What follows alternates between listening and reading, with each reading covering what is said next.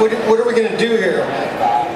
We're going to tell a very funny anecdote about Cliff, or something that's just something they don't know, something that I don't know.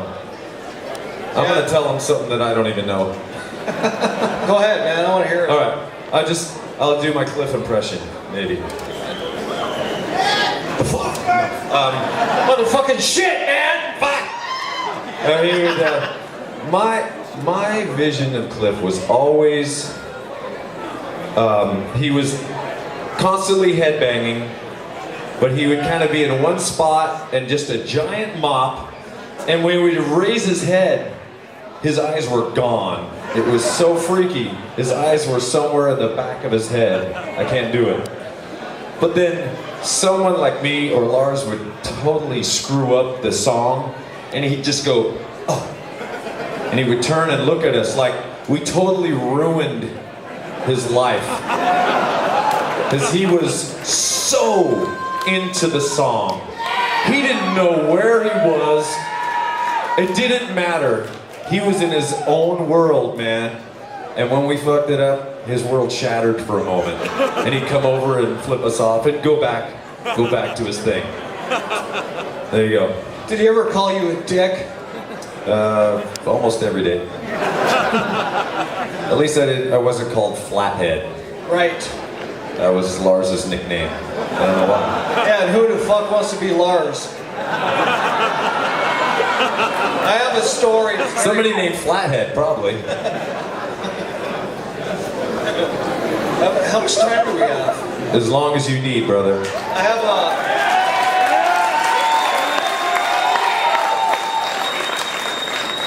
a story. It's pretty. It's not really funny, but it's pretty personal. It's insight into Cliff's life at his home. We used to go to Cliff's house, in the middle of the night, and he'd say, "Jim, do you want huge food?" I'd say, "Fuck yeah, man, I'm in. Count me in, bro." You get a can of Denison's chili, open it up, put it on the stove and start heating it up. And he would meticulously slice up green onions, put them in. And he did other various preparations to the food, and we would eat them with chips. And that was huge food. I don't know what to say, man. Can't get huger. Yeah, it was huge. I know we used to go shooting guns and playing music at Maxwell up in the hills, And I remember the first time you guys invited me up there, there was lots of drinking involved, and it started usually before we got in the vehicle to go there. Not that we would ever drink or drive, but we get up there, and you could always, I could always find my way there because you just hear this sick, ugly noise ricocheting through the mountains. It's like, there's nobody out here, what is this? And it was Cliff had pretty much every piece of equipment he could find, linked it together and plugged into it, and it was making like alien music and scaring all of the local wildlife into the next county. One other thing I remember, Cliff, we were going through an airport, checking bags through there.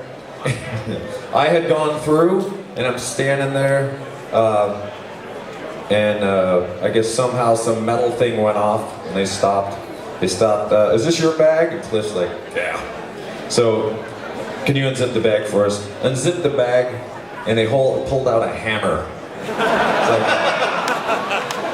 sir, what are you doing with a hammer? What the fuck is the hammer for, bro? He said, just in case I need it. It's like, that made perfect sense to me. Cliff always carried a hammer with him, just so you know, in case you didn't. So anyway, I think that's it for tonight. Thank you, Cliff. I love you, brother. I miss you so much.